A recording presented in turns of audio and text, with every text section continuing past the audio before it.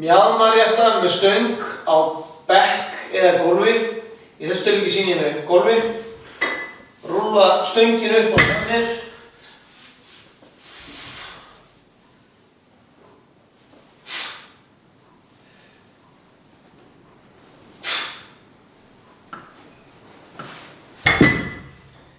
Þessa æfingu má líka gera með bakið á gólfi í staðinn fyrir bekk. Það ef að maður tekur einhverjar þyngdir þá er nauðsynlegt að vera með dýnu undir mjaðmirnar. En það sem við leitumst eftir að halda bakinu beinu gegnum alla hreyfinguna.